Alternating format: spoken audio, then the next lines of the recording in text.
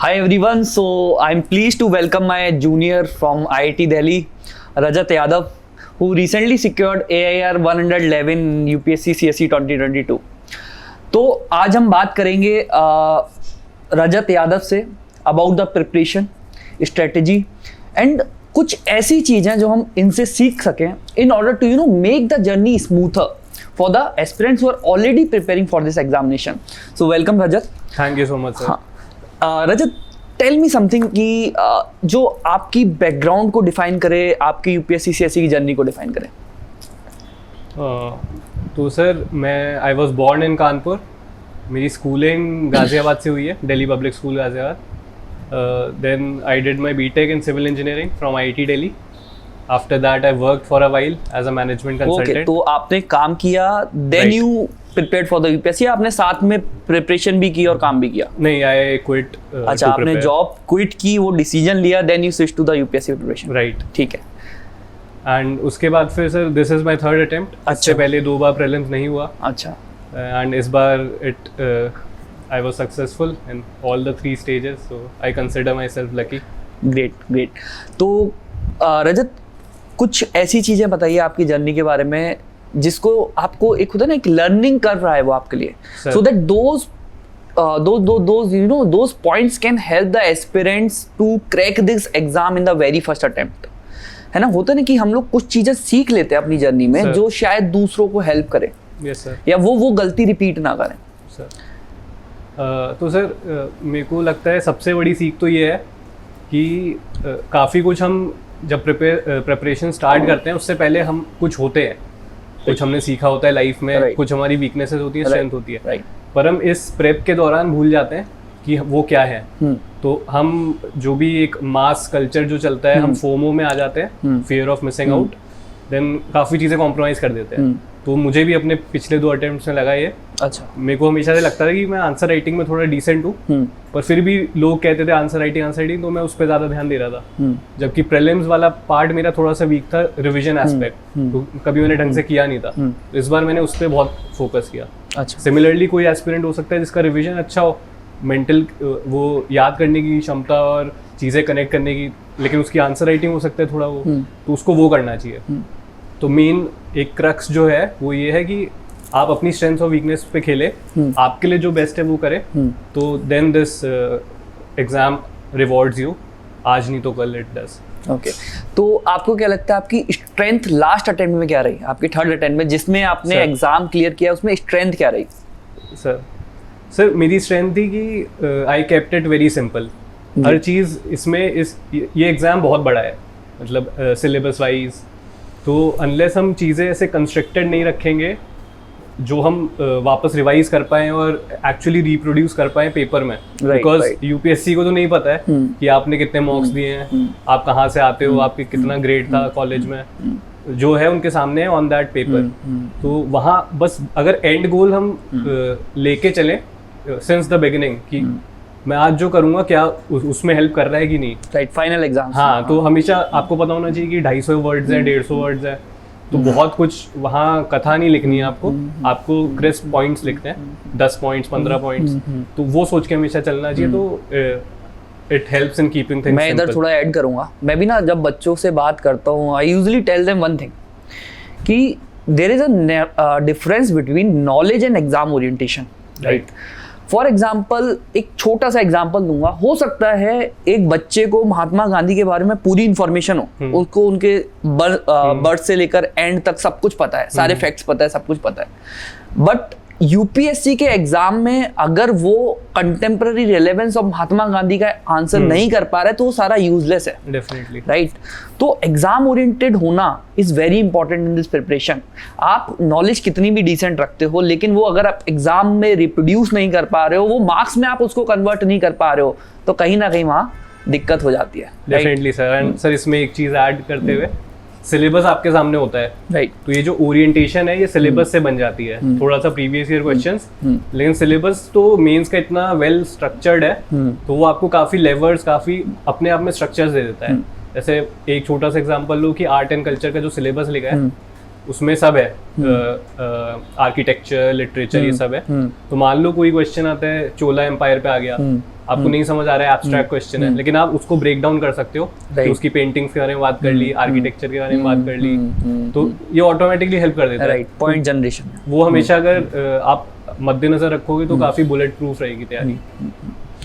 अच्छा Rajat, we talked on your strength. Now I would Sir. like to emphasize upon your weaknesses. जो Sir. आपके 2 attempts आप बता रहे हो, इसमें आपका prelims भी clear नहीं हुआ, Sir. उसमें आपने क्या ऐसी गलतियां की कि वो आपका नहीं हो पाया, और क्या बाकी बच्चे अवॉइड कर सकते हैं? सर, एंड इनफैक्ट ये सबसे ज़रूरी चीज़ पूछी आपने, क्योंकि अब वीकनेस ही बता दूं मैं सीधा, तो पिछले 2 अटेम्प्ट में ये था, एक तो ओवर थिंकिंग तो रहती है, और हमेशा देखते हो कि आपको नहीं पता कौन कहाँ से आया है, लेकिन आप सीधा उसकी स्ट्रैटेजी उठा ले रहे हो। Right. मैं तो ये भी डिस्क्लेमर दूंगा, मेरी स्ट्रैटेजी बहुत ही नमक मिर्च के साथ लो, whatever suits the person should be taken by the person, rest everything is not for him और हर। तो ये एक चीज़ थी। एंड दूसरी चीज़ से मैं रिविजन तो कर रहा था, लेकिन एक सीरियसनेस के साथ करनी चाहिए रिविजन, क्योंकि जैसे हम करते हैं तो हमें लगता है अभी याद कर ले सारा, पर वो होता नहीं है। हमें थोड़ा सा एक लीप ऑफ फेथ लेना होता है कि ये मल्टीपल बार के बाद मुझे याद आ जाएगा। तो थोड़ा मतलब जल्दी करना चाहिए चीज़ें, नहीं तो कोई लॉ है, शायद मर्फीज लॉ है कि टाइम एक्सपैंड्स और समथिंग, तो ये हो जाता है। आप 2 महीने में सोचो, वो 1 महीने में सोचोगे, वो भी हो जाएगा। तो मतलब ये ना, ये मैं जनरली बच्चों को बोलता हूँ, होता क्या, बच्चे ना वो फोमो जो आपने वर्ड यूज किया था, उसके तहत मान लीजिए उसका कोई दोस्त एनसीईआरटी पढ़ रहा है, Right. बच्चे ने जस्ट प्रिपरेशन भी स्टार्ट की है ना, वो एनसीईआरटी के नोट्स बनाना चालू कर देता है, उसको इतना डीप कि मेरे को अभी सब याद हो जाना चाहिए, वैसे नहीं होता। आपको सबसे पहले अंडरस्टैंडिंग डेवलप करनी होती है, देन अंडरस्टैंडिंग डेवलप करने के बाद आपको एग्जाम ओरिएंटेशन अचीव करना होता है, then you should be involved in making notes, remembering things, and then फिर revisions. So that is how you should follow.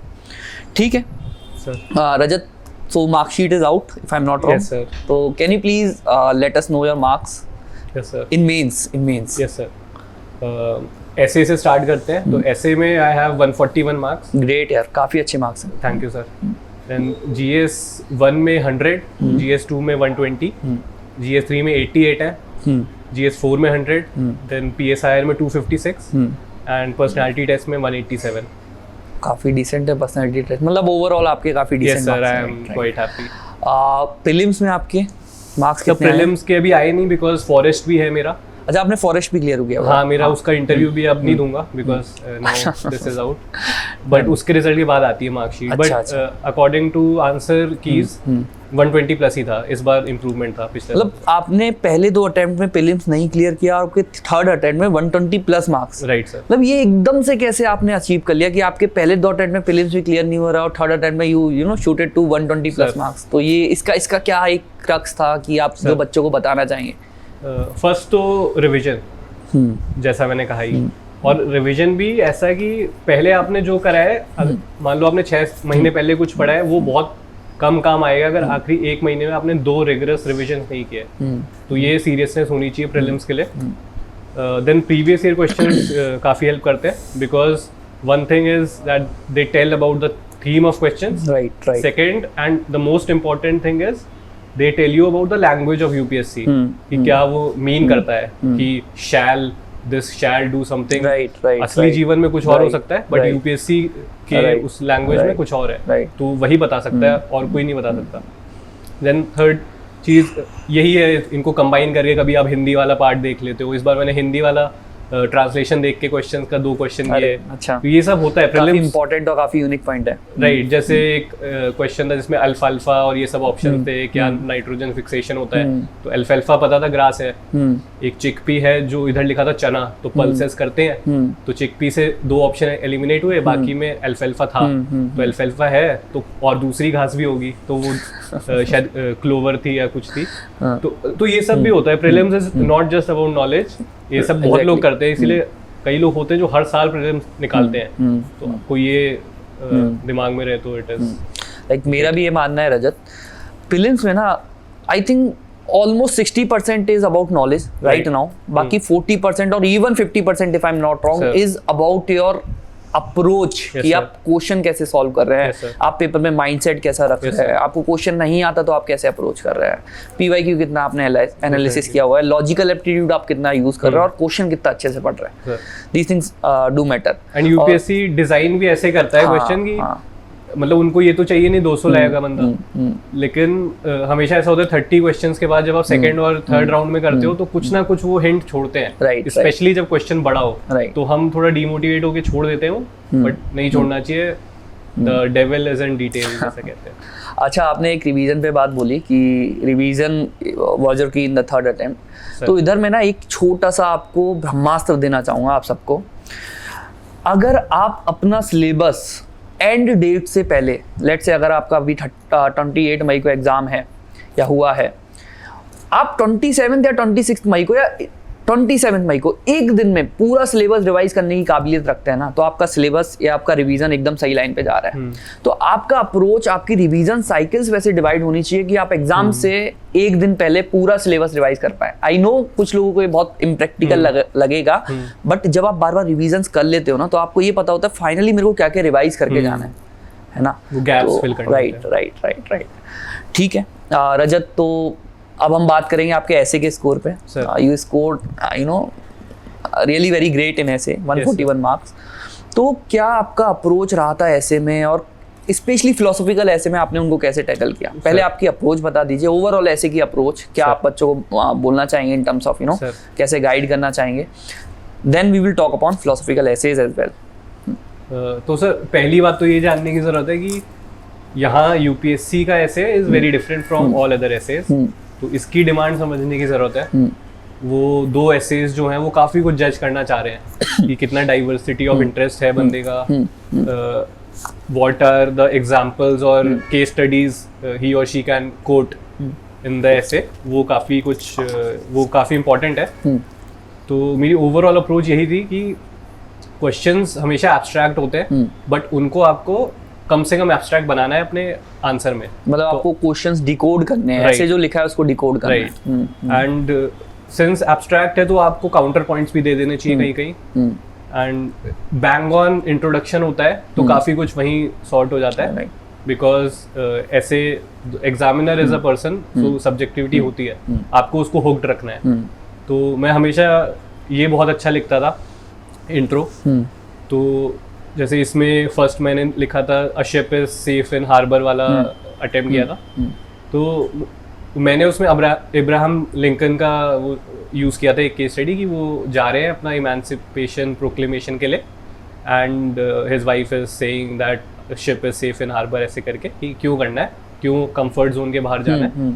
But बाद में पता चला कि काफी लोगों ने बुद्धा लिखा है, तो ऐसे केसेस में थोड़ी नॉवेल्टी आप लाते हो, तो हमेशा वो स्ट्राइक करेगी एग्जामिनर को, और वहीं पे वो 10 नंबर बढ़ा देगा आपके। एंड फिर वो, लेकिन इसका एक डाउन साइड ये है कि आगे फिर आप का अगर ऐसे का स्टैंडर्ड थोड़ा कम होता है, वो उतना ही डिसअपॉइंट होगा, तो आपको ऑल द वे ऊपर ही जाना होता है।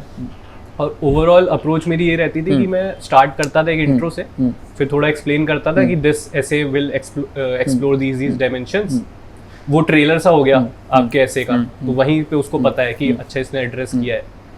उसके बाद फिर मैं हिस्टोरिकल पर्सपेक्टिव देता था कि कैसे this thing came into being, then individual से स्टार्ट होता था, फिर society, governance, economical dimension, then international dimension. And इसमें इंडिविजुअल वाला ऐसा होता है जो कई बार बच्चे मिस कर देते हैं, क्योंकि जैसे एक छोटा सा एग्जांपल यही वाला ऐसे शिप वाला, तो इसमें मैंने इंडिविजुअल में लिखा कि कैसे हमारा साइकोलॉजिकल वो रहता है कि एक शायद यर्क्स डॉटसन कर्व है कि स्टार्टिंग में हमेशा स्ट्रेस जब होता है तो परफॉर्मेंस हमारी इंक्रीज होती है। तो ऐसे मैंने चीज़ें कुछ यूज़ की थी साइकोलॉजिकल वाली, कि कैसे इंडिविजुअल लेवल पे ये काम कर रहा है, जैसे कोई जेंडर आइडेंटिटी पे क्वेश्चन है तो कैसे इंडिविजुअल लेवल पे हम विमेन को कैसा फील कराते हैं, सोसाइटल बाद में आता है, हम एकदम एटॉमिक लेवल पे कैसे कॉन्फिडेंस किसी का तोड़ते हैं, ये बहुत अच्छा लगता है एग्जामिनर को मेरे साथ। राइट।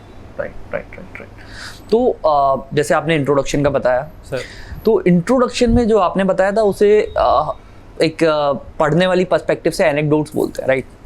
राइट। हाँ, तो आपने वो कलेक्ट किए थे कहीं से, या फिर आप जब अपना सिलेबस कवर कर रहे थे, या फिर न्यूज़पेपर से, क्या अप्रोच रहती थी? क्योंकि I do consider that those anecdotes play an important role right while you are answer writing.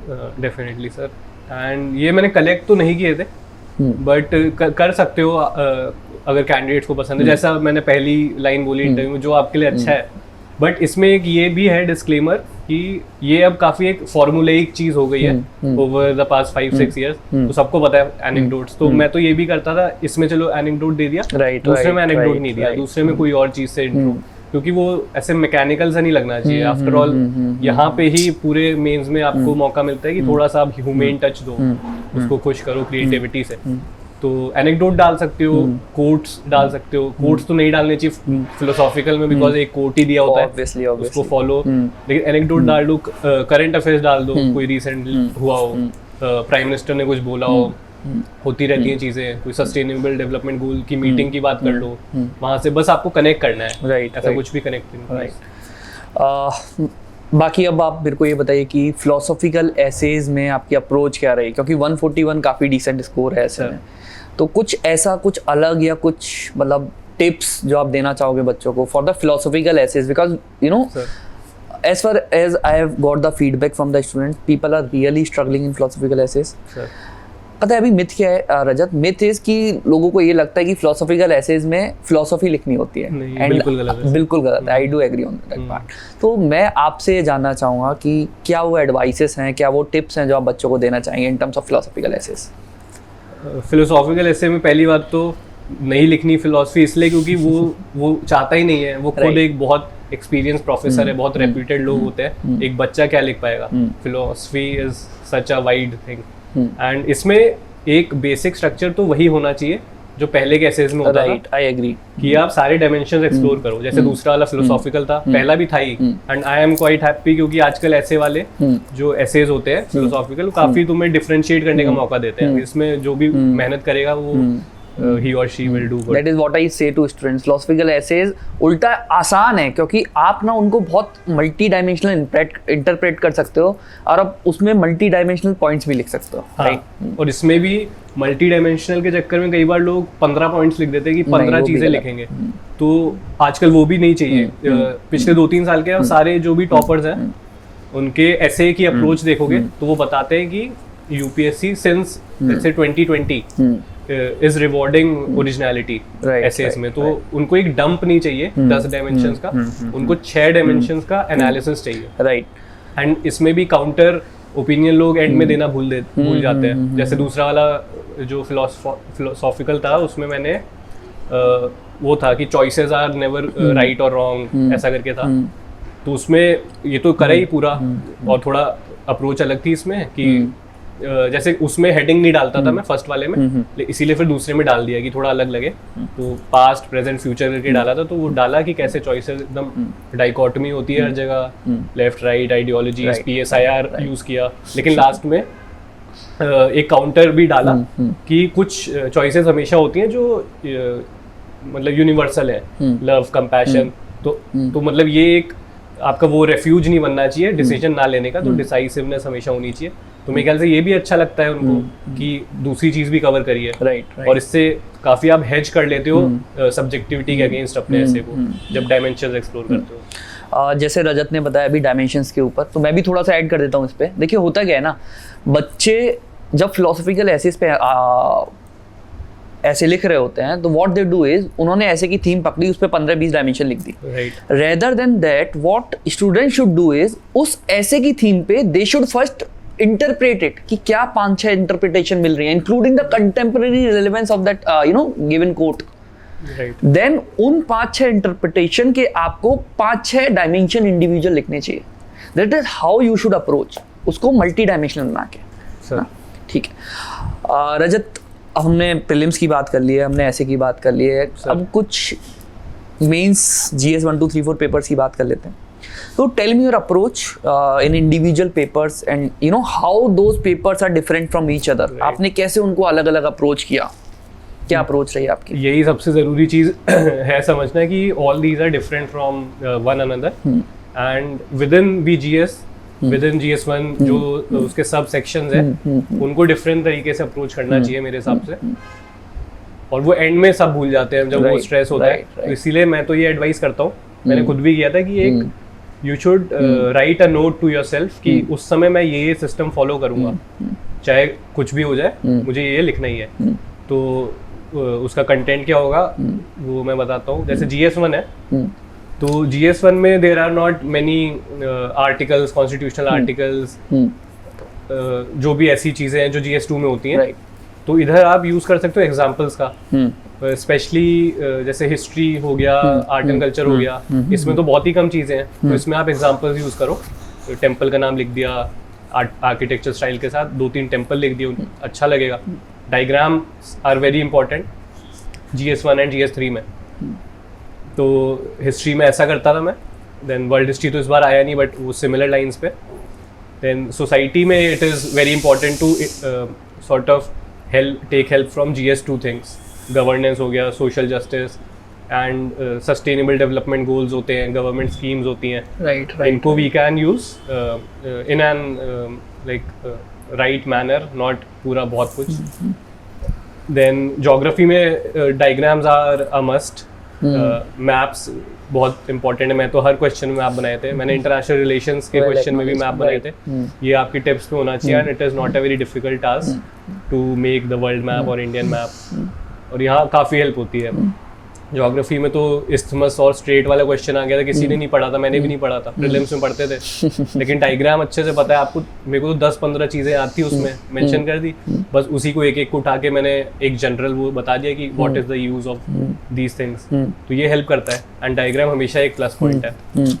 Overdo कुछ नहीं करना चाहिए इनमें से, लेकिन एक एक चीज़ वैल्यू एडिशन, आप ये सोचो कि 1 या 2 चीज़ करनी है हर आंसर में, और एग्जाम्पल हर पॉइंट के साथ होने चाहिए। 10 मार्कर में 10 पॉइंट्स होंगे, उसमें से 3-4 में एग्जाम्पल दे दो। एंड एक चीज़ जो बहुत स्पेशल है, जो काफ़ी लोग मिस करते हैं, कि कंक्लूजन नहीं लिखते, तो वो काफ़ी एक कंप्लीट स्ट्रक्चर देता है कंक्लूजन लिखना, तो ये कभी कॉम्प्रोमाइज़ नहीं करना चाहिए। एंड उसमें बहुत कुछ एक विजनरी चीज़ लिखने का आपके पास एक अपॉर्चुनिटी होती है कि what do you see it behaving like. वो IAS ऑफिसर अगर बनते हैं तो उसके बाद वही चाहिए होता है, राइट, ना गवर्नमेंट सर्विस। तो GS1 का ये हो गया, सब कवर ही हो गया इसमें। बाकी जो इंटरडिसिप्लिनरी चीज़ें हैं, जैसे ज्योग्राफी में डिजास्टर मैनेजमेंट का कुछ है तो उसका यूज़ करो। क्लाइमेट पर्सपेक्टिव तो आना ही चाहिए, बिकॉज एक्चुअली बहुत बड़ी प्रॉब्लम है।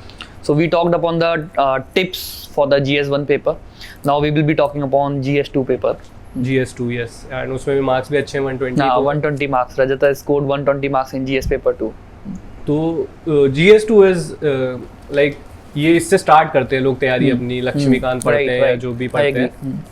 तो क्योंकि ये स्ट्रक्चर बनाता है तुम्हारे उसके, और बहुत ही एकेडमिकली रिच सब्जेक्ट है। मेरा पॉलिटिकल साइंस भी था, तो थोड़ा हेल्प मिलती थी वहाँ से, लेकिन बहुत कुछ लिख सकते हो। इतनी कमिटीज हैं, इतने आर्टिकल्स हैं, constitution he it is such a beautiful thing, सब कुछ है उसमें। इंटरनेशनल रिलेशन के आर्टिकल मिल जाएंगे आपको, एनवायरनमेंट, सब कुछ है। जुडिशियल इंटरप्रिटेशंस होते हैं, जजमेंट्स होती हैं। तो पॉलिटी में तो ऐसा है ना, you can go overboard with these things. Start करो आर्टिकल से, then whatever points you are writing, उसमें भी हर को आप सप्लीमेंट कर सकते हो ऑलमोस्ट, और बहुत ईजी होता है ये। तो ये बहुत अच्छा इम्पैक्ट छोड़ता है, क्योंकि इसमें डायग्राम्स नहीं है। GS2 में डायग्राम्स नहीं है, बस IR में होता है थोड़ा। बाकी अब आप फ्लो चार्ट्स वगैरह बना सकते हो, लेकिन कुछ में बनाओ, एंड वो भी it is best to keep them different from one another. एक फ्लो चार्ट थोड़ा ऐसे बना दिया, वो मैं आंसर कॉपीज अपनी कहीं अपलोड होंगी तो उसमें people can see. And it is not a rocket science, just ये प्रैक्टिस हो।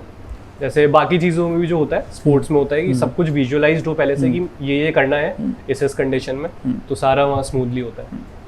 GS2 का ये। ओके, तो व्हाट अबाउट GS3? इससे पहले GS2 में मैं एक डिस्क्लेमर देना चाहूँगा PSIR के लोगों के लिए, कि चीज़ें सिंपल रखनी चाहिए। वहाँ पे स्कॉलर्स कोट नहीं करने चाहिए, बिकॉज कोई वहाँ पॉइंट नहीं है, वो उल्टा नेगेटिव हो जाएगा कि पता चल जाता है कि आप PSIR राइट। तो सिंपल रखना चाहिए, बेसिक चीज़ें जो ब्रेड एंड बटर चीज़ें हैं। And now GS3 is again a very diverse thing. Economy में स्टार्ट होता है, उसमें हिस्ट्री भी आ सकती है कहीं पे, कुछ ऐसा हुआ, या आर्टिकल्स भी हैं, कुछ स्कीम्स तो हर जगह ही होती हैं। देन तुरंत science and tech and environment आ जाता है, डिजास्टर ये मैनेजमेंट इज different आल्सो है। देयर, इंटरनल सिक्योरिटी इज तो जैसे इकोनॉमी में हो गया, कमिटीज थोड़ी बहुत आनी चाहिए, जो लिखो जो भी मेजर कमिटीज है उनके रिकमेंडेशन एक दो याद हो तो nothing like it. And in सब में इंट्रोडक्शन हमेशा रिच होना चाहिए, क्योंकि that is the first thing that the examiner is seeing. तो कुछ डेटा हो उसका, बहुत आसान है इसमें। जैसे डेटा मैं तो शून्य वाले ही लिया था वो, अच्छा बट वो भी ऐसे बहुत ज़्यादा हो जाते हैं, तो उसमें आपको पिक करना चाहिए कि चलो मैंने एग्रीकल्चर की स्टेट पे ये पॉइंट्स है मेरे पास, अब उसमें मैं और नहीं देखूंगा कि किसके पास कितना इंश्योरेंस है। मैं हर बार ये बता सकता हूँ कि 86% लोग स्मॉल एंड मार्जिनल फार्मर्स हैं। तो डेटा वो लो जो यूजफुल हो। दैट इज व्हाट आई से टू स्टूडेंट्स, आप डेटा जब भी पढ़ रहे होते हो ना, Right. एक तो you should be very selective first thing, and you should focus upon simplifying also. अगर कहीं डेटा सिंप्लीफाई किया जा सकता है, Right. इधर डिस्क्लेमर दूंगा कि हर डेटा सिंप्लीफाई नहीं किया Right. सकता। अगर टोटल फर्टिलिटी रेट है उसको आप राउंड ऑफ नहीं कर सकते, है ना। तो कहीं कहीं डेटा कैन बी सिंप्लीफाइड, तो सिंप्लीफाई करके उसे याद कीजिए, it do make sense and be very selective. क्योंकि फिर आपको पूरा कुछ याद करना है कि ये Right. 1 पॉइंट ये है, Right. आप ग्रेटर देन 1 करके याद कर लो। Right. उसमें मार्क्स नहीं कटेंगे, उल्टा इम्प्रेस ही होगा। This also shows an educated personality की आप चीजें सिंपल कर राइट सकते हो। राइट तो ये हो गया GS3 में, बिकॉज GS1 और 2 में भी यूज करो डेटा, बट GS3 में तो और कोई चॉइस नहीं है, करना ही चाहिए। एंड इसमें मैं थोड़ा अलग ये करता था कि एक तो SDGs जो होते हैं, सस्टेनेबल डेवलपमेंट गोल्स, उसका मैंने एक नेमोनिक बना लिया था एंड क्वेश्चन पेपर में लिख लेता था, फिर एक एक करके यूज करता था, तो 5-6 हो जाते थे, थोड़ा रीड लगता था। Great advice. हाँ, एसडीजीज को आप हमेशा कंक्लूजन में, मतलब हमेशा नहीं, आई मीन 2-3 कंक्लूजन में तो यूज कर ही सकते हैं। देयर आर 17 ऑफ देम हाँ। And they almost cover everything. Right तो you don't have to remember within them, like SDG 7.1 नहीं जानना है, बट SDG 7, 6 ये सब। रजत, अभी कुछ एक ऐसी लिस्ट पे आप बता दीजिए, पहले GS3 पे बता दीजिए, 4 फिर एक कुछ ऐसी लिस्ट पे हम लोग बात करेंगे जो शायद आप याद करिए। फॉर एग्जांपल SDGs, मेरे को भी कुछ याद आ रहे हैं, कॉन्स्टिट्यूशन के इंपॉर्टेंट आर्टिकल्स, राइट, वो आप कहीं ना कहीं यूज कर सकते हैं, तो अभी बात करेंगे। Definitely. ठीक है, आप कंटिन्यू करिए प्लीज। तो ये करता था मैं, एंड मैं इसमें ऐसा भी चीज़ें कर देता था कि वे फॉरवर्ड में ऐसे रघुराम राजन सर की कोई बुक का मेंशन कर दिया, तो ये काफ़ी अलग लगता है। तो ये हमेशा ज़्यादा मार्क्स देगा ही 100% केसेस में, तो ये करना चाहिए बीच बीच में। लेकिन ये all these things I think should not become an inhibitor, they should become an enabler. Right, तो ये ना हो वहाँ सोच रहे हैं 15 मिनट चले गए। तो ये है इकोनॉमी में, ये हो गया। देन साइंस एंड टेक में you can always have diagrams, जैसे जेम्स वेब टेलीस्कोप पूछा था, कुछ बना दिया। एंड हमेशा ये तो ऐसे क्वेश्चन है कि पिछली बार तो बहुत डिफिकल्ट क्वेश्चन थे साइंस एंड टेक में, लेकिन फिर भी आप अटेम्प्ट करोगे तो बहुत अच्छा होगा। राइट, कुछ लिख दो, ब्रॉड से स्टार्ट करो, देन नैरो डाउन करो जितना हो सकता है। Like this year cellulose question was there, तो पता तो नहीं था, बट कुछ लोगों ने छोड़ दिया था, but I started with like explaining what cellulose is, कि पॉलीसैकेराइड है, एंड फिर मैं ब्रॉड करके ही लिखा, एंड कंक्लूजन उसमें भी लिखा। तो हमेशा एक कंप्लीटनेस थी। हर जगह मैंने इंट्रो कंक्लूजन पूरा स्ट्रक्चर लिखा है रिगार्डलेस। बस एथिक्स में एक क्वेश्चन छूटा था 10 मार्क का। अच्छा, तो ये साइंस एंड टेक में हो गया। सिमिलरली एनवायरनमेंट में, कि क्योंकि ये साइंटिफिक सब्जेक्ट्स भी थोड़े, तो थोड़ा वैसे टर्म्स यूज कर सकते हैं, राइट, डायग्राम बना सकते हैं। क्वांटम कंप्यूटिंग है तो आप एंटेंगलमेंट जैसे वर्ड्स यूज, फ्रेजेस तो यूज करो ही, नहीं तो मार्क्स कम होंगे। These are about. Then disaster management, उसमें तो डन है कि लॉज लिखने ही आपको, एक दो जो उसके, उसमें भी पूरा ऐसे लॉ नहीं पढ़ना आपको, बेसिक चीजें। देन डायग्राम, जैसे इस बार कुछ कोस्टल उस पे आया था, कोस्टल इरोजन, या तो कोस्ट बना दो, लिख दो 7500 से ज्यादा बड़ा है। ये सब बहुत इजी चीज है, फिर भी मिस हो जाती है, बिकॉज वो बहुत ही high stress, high stakes environment होता बच्चे है। समझते हैं एग्जाम को क्रैक करने के लिए काफ़ी डेप्थ में चाहिए, बहुत सारी चीज़ें चाहिए, लेकिन जितना मेरे को बात करके पता चल रहा है, हम लोग ना कुछ बेसिक चीज़ें भी स्मार्टली यूज़ करके इस एग्ज़ाम को इजीली क्लियर कर सकते हैं। बट अगेन, उधर आपका एग्ज़ाम ओरिएंटेशन होना, वैसा माइंडसेट रखना is very important. Knowledge is one part of the story, and exam orientation, कि उस नॉलेज को आप एग्जाम में कैसे यूज कर रहे हो, that is a different ball game, and that is how what I am learning from Rajat, right. तो रजत, अब मैं GS4 की बात करते हैं हम लोग। GS4 में मेरा ये मानना है यार, देखो GS2 में रजत, अगर मैं आपसे पूछता हूँ,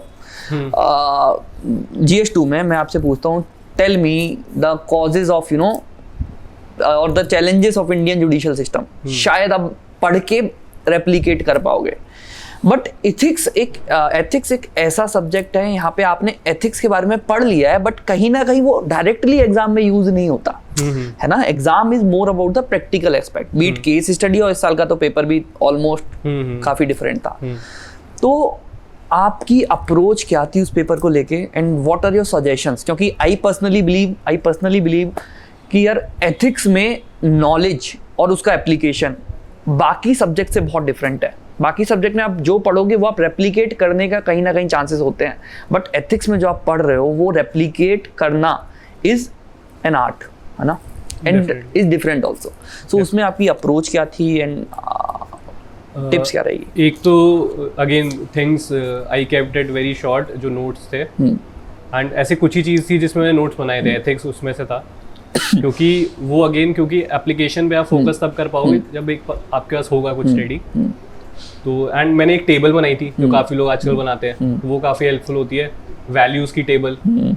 तो सब कुछ आ गया उसमें, इमोशनल इंटेलिजेंस। तो उसका क्या होता है कि एक कॉलम उसका वैल्यूज़ है, सब कुछ कंपैशन वगैरह सब आ गया इसमें। देन दूसरे में एग्जाम्पल है, रियल लाइफ एग्जाम्पल, एक आप अपनी लाइफ का एग्जाम्पल डाल सकते हो, ये भी बहुत चलता है। देन करंट अफेयर्स का एग्जाम्पल, देन कोट्स आ सकते हैं। तो ये 4-5 कॉलम्स की आपकी एक बढ़िया टेबल बन जाएगी, and this comes in handy. By the way, we provide this table, right? At Sunya IAS हमारे पास पूरा डॉक्यूमेंट है इसका, and we provide it. ये काफ़ी हेल्प करती है, मतलब एंड में तो यही रिवाइज करके चले जाओ, तो काफ़ी अच्छा है। I agree. ये तो मैं इंटरव्यू के लिए भी रिवाइज करके गया था कि कुछ बिकॉज अच्छा होता है। एंड जो इसमें कोट्स आप लिखते हो, जैसे पता नहीं चलता ना डिफरेंशिएट कैसे करें। अब हर बंदा कंपैशन लिख के आ जाएगा, इंटीग्रिटी लिख के आ जाएगा, लेकिन कुछ इसमें आप वैल्यू ऐड करना ही पड़ेगा। यहाँ तो वी हैव नो ऑप्शन, हो सकता है GS 1 2 3 में चल जाए, बट यहाँ पे तो आप टॉपर कॉपीज अगर देखो तो लोग हर पॉइंट के साथ एग्जांपल लिखते हैं, जो वहाँ मैंने सजेस्ट नहीं किया, यहाँ मैं करूँगा कि क्योंकि और कोई ऑप्शन ही नहीं है। कंपैशन लिख रहे हो या कुछ भी लिख रहे हो, डेडिकेशन टू पब्लिक सर्विस लिख रहे हो, ये एब्स्ट्रैक्ट चीज़ है, ये तभी दीज आर वैल्यूज। तो एग्जांपल देना बहुत अच्छा रहता है। एंड एंड में मैं थ्योरेटिकल पार्ट में हमेशा कोट से एंड करता था, कंक्लूजन कोट होता था एक, क्योंकि टाइम कम होता है तो ऐसी चीज़ें लिख दो, यहाँ सोचो मत। तो ये अप्रोच है थ्योरेटिकल पार्ट के लिए। एंड केस स्टडीज़ तो is a very different thing, क्योंकि उसमें क्या होता है ना, हम बैंग ऑन एड्रेस नहीं करते हैं जो रिक्वायरमेंट है। कई बार केस बहुत बड़ा होता है, वर्बोस सा होता है, पिछली बार 2-2 पेज के वही थे, पढ़ते गए, तो ये भी हो जाता है। तो आपको वो फिल्टर करना आना चाहिए कि क्या इंपॉर्टेंट है इसमें, क्या नहीं, एंड स्टेक होल्डर्स आइडेंटिफाई करना फर्स्ट पॉइंट है। देन सबको वो चीज़ें कैसे अफेक्ट कर रही हैं, जो भी डिलेमाज हैं, एंड उसको कैसे ठीक करें। एंड इसमें थोड़ा ब्यूटीफुल तरीका ये होगा कि आप एकदम वो ना करें कि सब कुछ सॉल्व कर दिया आपने कोशिश करी, आपने थोड़ा एक रूम भी दे दिया कि फिर भी कुछ हो सकता है, but we should move in that direction, futuristic orientation, right. And इसमें भी इंट्रो देना चाहिए, लेकिन इसमें टाइम कम पड़ता है, तो कभी कभी इंट्रो कॉम्प्रोमाइज हो सकता है। उसमें आप वो कर दो, फ्लो चार्ट्स होते हैं, स्टेक होल्डर बना दिए, हेक्सागन बना दिया, पॉलीगन कोई भी बना दिया, अलग लगता है, अच्छा लगता है। And I think these things matter. For those who are watching this interview, what we will be doing is we will be uploading some copies of Rajat in the description section, so that you can see that how Rajat has practically applied them in the copies, right? ठीक है रजत, तो काफ़ी अच्छे से हम लोगों ने बहुत डायमेंशन पे बात की। अब एक इम्पॉर्टेंट पॉइंट जिस पे मेरी मैं सोचता हूँ या मैं चाहता हूँ कि हम लोग जिस पे डिस्कस करें, the idea line is, her paper में कुछ ना कुछ एलिमेंट्स ऐसे होते हैं जो शायद बच्चा एक अलग लिस्ट बना के याद करे तो उसको मेंस के एग्जाम में हेल्प करे। फॉर एग्जांपल जैसे हमने बात की पॉलिटी के कुछ कॉन्स्टिट्यूशन आर्टिकल्स, है ना, for example DPSPs, word by word can be used eight many places, specially in ऐसे समटाइम्स, राइट। तो वो कौन कौन सी चीजें हो सकती हैं, पेपर बाय पेपर बात करते हैं। लेट्स से GS 1 में वी टॉक, देन हिस्ट्री में आपको क्या लगता है कि किस चीज की बच्चे को लिस्ट बनानी चाहिए जो आपका हेल्प कर पाए इन मेंस आंसर राइटिंग? एक तो ऐसा है कि प्रीलिम्स के लिए ही लोग लिस्ट बनाते हैं, लिस्ट से पढ़ते हैं जो बुक्स वगैरह, तो वो इतना अच्छे से हो जाती है प्रीलिम्स में कि वहाँ सीधा निकलती है, वहाँ आपको याद भी करने की जरूरत नहीं है। तो एक तो वो हो गया in history, you are talking, right, in history. And history में जो एंशिएंट मिडिवल और कल्चर वाले एस्पेक्ट्स हैं उसके लिए डायग्राम्स बना के रखो एक बार, क्योंकि वो स्पीड बढ़ाते हैं आपके। आप देख के भी कर सकते हो, सबको याद होगा द्रविड़ा नगरा आर्किटेक्चर स्टाइल, लेकिन एक बार बना लिया और वो थोड़ा सिंपल बनाएंगे तो ज़्यादा अच्छा है। वहाँ आर्ट का तो कंपटीशन है नहीं, तो एक बार सिंपल सा बना लिया तो वो आप वहाँ रेप्लिकेट करो। तो ये कनिष्क कटारिया सर के उससे देखा था मैंने। अच्छा। उनके शॉर्ट नोट्स होते थे, सारे टेम्पल वेम्पल बना के रखते थे वो, तो बढ़िया था वो। देन ये कर सकते हैं, ये एक लिस्ट सी हो गई, some notes, short notes. In history में मेरे पास एक और सजेशन है कि हिस्ट्री में ना हम लोग मॉडर्न हिस्ट्री में स्पेशली कुछ डेटा पॉइंट्स ऐसे होते हैं या एंशिएंट हिस्ट्री के कुछ डेटा पॉइंट्स ऐसे होते हैं जो हम याद कर सकते हैं। For example let's say famines का डेटा एक आता है, राइट, कि इंडिया में कितनी फेमाइंस थी ड्यूरिंग ब्रिटिश एरा, या फिर कुछ एक डेटा पॉइंट आता है या वी कंपेयर कि भाई इंडियन और ब्रिटिशर्स इन मिलिट्री में क्या रेशियो था, सैलरी का क्या रेशियो था। सो वो सारे डेटा पॉइंट्स ना those can give you edge sometimes in mains answer writing. तो उसको आप जब भी पढ़ रहे हैं हार्डली मैक्सिमम 1 पेज से 2 पेज के आपके डेटा पॉइंट्स बनेंगे मॉडर्न हिस्ट्री के, बहुत प्यारे से, बहुत छोटे से, उसको आप बार बार यूज कर सकते हैं। That will certainly give you an edge. इसमें तो कम ही होते हैं क्योंकि आराम से बहुत कम होते हैं। Then let's talk upon geography. सबसे पहले एक मिथ के ऊपर बताइए मेरे को, ज्योग्राफी में जीसी लियो पढ़नी चाहिए या नहीं पढ़नी? नहीं, ये सब तो मतलब शुरू से ही मैं कह रहा हूँ कि कीप इट सिंपल। कोई पॉइंट नहीं है, आप बस कवर करो जो PYQ में कवर है वो आप कर पा रहे हो। एंड बहुत ही स्ट्रेट फॉरवर्ड से क्वेश्चन होते हैं, बहुत ऐसे दिक्कत आती नहीं है। अब जैसे रबर फार्मिंग पे शायद पूछ लिया था इस बार, तो ढंग से तो नहीं पता था, लेकिन थोड़ा बहुत पता था ट्रॉपिकल एरियाज में होता है, तो पहले मैप बना दिया, वर्ल्ड मैप, वो शेड कर दिया ट्रॉपिकल रेन फॉरेस्ट वाले एरिया। फिर इसमें मेरे को याद था कि उसका साइंटिफिक नेम क्या है, फिस्कस इलास्टिका। वो कहीं, क्योंकि वो फेमस चीज़ है, करंट अफेयर्स में आता है, वो रबर ट्रीज जो होते हैं, रबर ब्रिजेस, तो वो सब लिख दिया। तो कुछ कुछ करके हो जाता है। मतलब जीसी रियोंग पढ़ने का वो है, कॉस्ट टू बेनिफिट रेशियो उतना नहीं। आई डू बिलीव कि शायद नहीं है, that is why I put the question in front of you. बाकी इसमें कोई एक लिस्टिंग टाइप जो बच्चे बना ले जो उनको मेंस आंसर राइटिंग पे हेल्प करे? I think diagrams. हाँ, डायग्राम्स तो मस्ट है इसमें, और हर चीज आपको आनी चाहिए। मैप बनाना आना चाहिए, बिल्कुल आना चाहिए एग्जाम में। हाँ, बहुत जल्दी आना चाहिए। एंड उसमें फिर आप मार्क भी कर पाए चीज़ें। स्ट्रेट्स हैं तो स्ट्रेट्स मार्क कर दी, अब कुछ भी इस्थमस है इस्थमस मार्क कर दिया। कुछ शायद ये भी डिस्ट्रीब्यूशन पूछा था, some minerals they might talk about minerals, तो आयरन एंड स्टील कहाँ कहाँ है। राइस वाइस पे आ सकता है, Ukraine and all these places are in news, तो राइस का बता दो। स्टेप जो क्लाइमेटिक रीजन्स हैं, अगर लिस्ट की बात है तो apart from maps, climatic regions अगर पता हो काफ़ी कुछ उससे हो जाता है। आपको अगर क्लाइमेट पता है, आपको सब पता है कि वहाँ एग्रीकल्चर क्या होगा, वहाँ इंडस्ट्रीज कैसी आ रही है, वहाँ मिनरल्स क्या है, तो काफ़ी एक इंफॉर्मेटिव आउटलुक देता है वो। बाकी इंडियन सोसाइटी में कोई लिस्ट? इसमें डेटा की लिस्ट तो है ही, डेटा है, सेंसस से उठा सकते हैं सीधा डेटा कि क्या है सेक्स रेशियो। बाकी अपार्ट फ्रॉम दिस, इसमें एक मेरे को भी याद आ रहा है, आप लोग ना जब भी इंडियन सोसाइटी की बुक पढ़ रहे हैं, NCERTs पढ़ रहे हैं, तो उधर से या फिर आपकी बेसिक UPSC में जो भी आपने प्रिपरेशन की हुई है, उधर से आप सोशल इविल्स लिख सकते हैं, है ना, उसकी एक लिस्ट बना के रखिए। एंड सोशल जो इविल्स नहीं है, लाइक जो हमारी सोसाइटी में अच्छा हो रहा है, उसकी एक लिस्ट बना के लिखिए। For example social evils can be child labour, right, manual scavenging, caste system, और वैसे एक लिस्ट बनाइए पूरी प्रॉपर। देन जो सोशल इविल्स नहीं है, जो पॉजिटिव्स हैं अबाउट सोसाइटी, उसकी एक लिस्ट बनाइए। This helps you in essay also and in enriching your answers also. हर जगह हेल्प करते हैं, राइट। एंड सोसाइटी में तो ऐसा है, केस स्टडीज बहुत होती है। हाँ, आई एग्री कि रिसेंट में किसी ने किसी की हेल्प कर दी, कुछ भी इतने स्टार्टअप्स आ रहे हैं, कुछ हेल्थ सेक्टर में कोई कुछ कर रहा है रूरल एरियाज में, ये बहुत ही इम्पैक्टफुल चीज़ है। तो सोसाइटी में इसकी भी लिस्ट बनाई जा सकती है।